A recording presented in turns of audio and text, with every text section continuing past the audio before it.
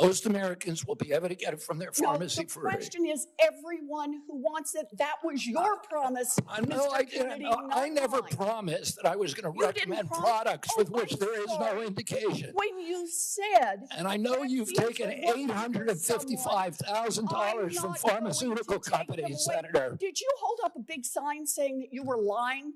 Senator Elizabeth Warren came with receipts and left no escape routes.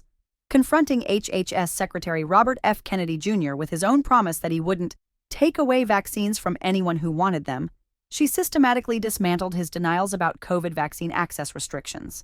Kennedy's defense? Accusing Warren of taking $855,000 from pharmaceutical companies and claiming the fired CDC director admitted she's not trustworthy. Warren's conclusion: you should resign. Last November, while you were under consideration to become Secretary of Health and Human Services, Mr. Kennedy, you said, quote, if vaccines are working for somebody, I'm not going to take them away. No exceptions, no ifs, ands, or buts. You would not take away vaccines from anyone who wanted them. Then last week, you announced that the COVID-19 vaccine is no longer approved for healthy people under the age of 65. In announcing the change, you said the vaccine will be available for anyone who wants it. Now, obviously, both things cannot be true at the same moment. So let's clear this up right now, Secretary Kennedy.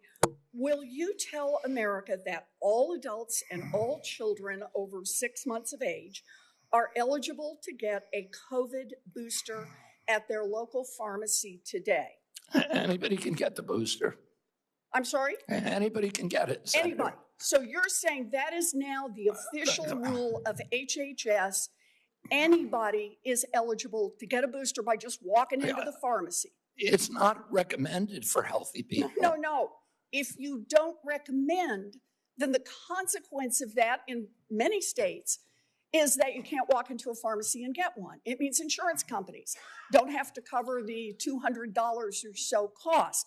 As Senator Dr. Cassidy said, you are effectively denying people vaccines. We're not going to recommend a product for which there's no clinical data for that indication.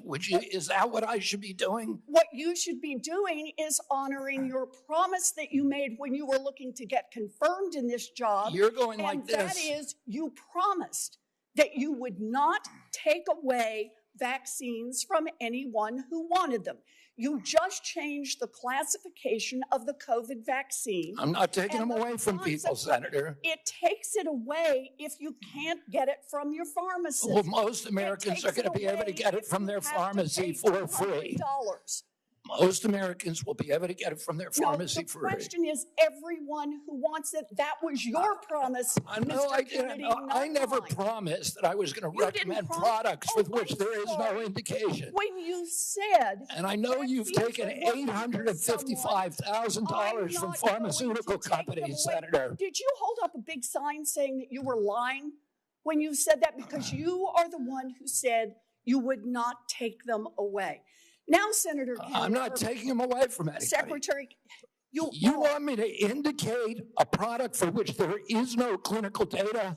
Senator, is that what you want? Secretary Kennedy, you said you wouldn't, and now you did. I'm not taking them away. Everybody can get access to them. No, they can't walk into a pharmacy the way they could last month and get access to It depends on the states. A year ago, but they can still get it. Everybody can get it. Everybody can get it, Senator. So look, let's move on. You clearly are taking away vaccines. I've seen the list for what's coming up next, and that is the agenda for the next CDC vaccine panel. And first up is ratifying your COVID actions. Second is hepatitis B is on the agenda. So should Americans expect you to take away hepatitis vaccine access as well, even though you promised not to? As I said, I'm not taking vaccines away from anybody. Okay, same answer, right? You're just going to deny that when people can't get access, that you're not taking it away.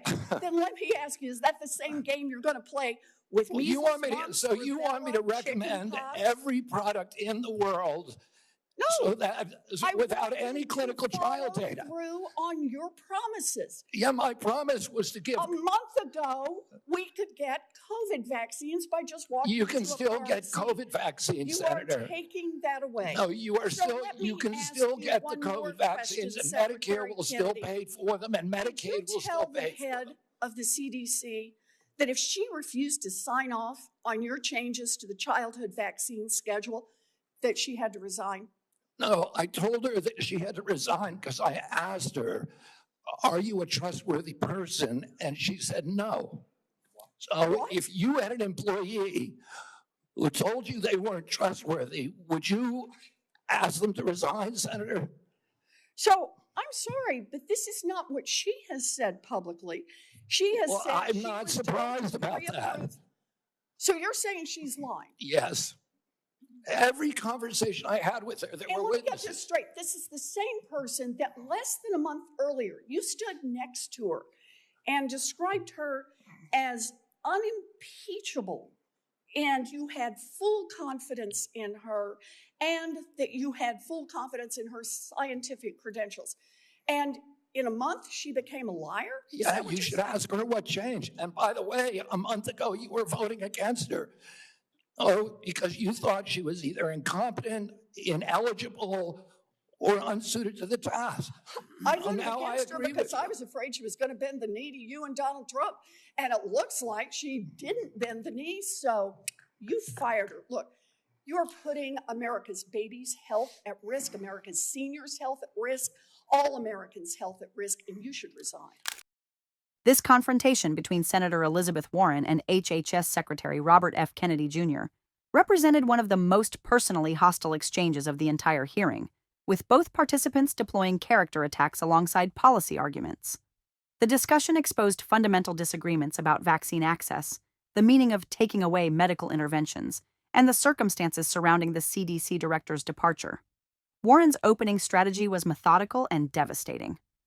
By quoting Kennedy's November confirmation statement, "If vaccines are working for somebody, I'm not going to take them away," she established a clear standard by which to judge his subsequent actions.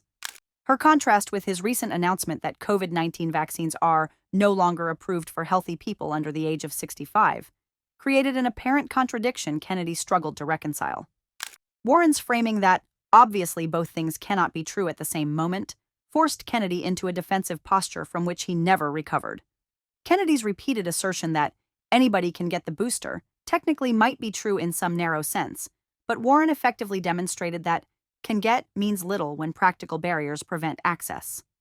Her explanation of the real-world consequences, that without FDA recommendation, insurance companies don't cover the $200 cost, and many pharmacies won't stock or dispense vaccines, revealed the gap between Kennedy's technical claims and actual patient experience.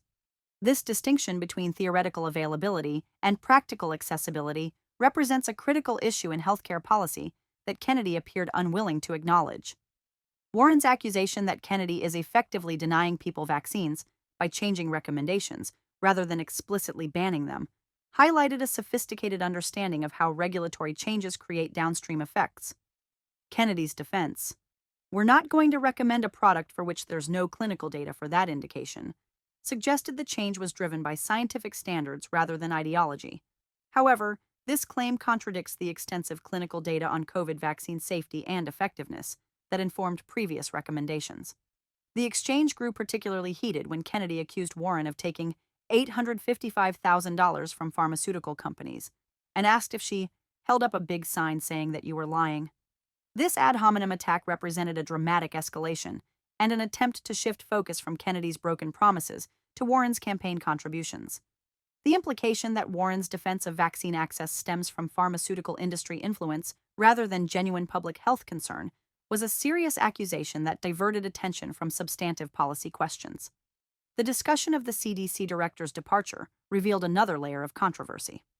Kennedy's claim that he asked Dr. Cohen to resign because she told him she wasn't a trustworthy person seemed implausible on its face. Warren's incredulous response that this was not what she has said publicly, and Kennedy's immediate accusation that she's lying created a he said she said situation where Kennedy expected Americans to believe his private account over the public statements of a career public health official. Kennedy's additional claim that less than a month earlier he had described Cohen as unimpeachable, with full confidence in her scientific credentials, only deepened the mystery of what supposedly changed so dramatically. His suggestion that Warren should ask her what changed deflected rather than explained. Warren's theory that Cohen didn't bend the knee to Kennedy's vaccine agenda and was therefore fired provided a more coherent explanation than Kennedy's account of a sudden crisis of trustworthiness. Kennedy's retort that Warren had voted against Cohen's confirmation because you thought she was either incompetent, ineligible, or unsuited to the task was an effective counterattack highlighting Warren's inconsistency. However, Warren's response, that she feared Cohen would bend the knee to you and Donald Trump, but Cohen apparently didn't, leading to her firing, reframed her earlier opposition as prescient concern about political pressure. Warren's closing statement, "You are putting America's babies' health at risk, America's seniors' health at risk, all Americans' health at risk, and you should resign," represented an extraordinary condemnation from a senator to a sitting cabinet secretary, reflecting her assessment that Kennedy's actions constitute a fundamental threat to public health.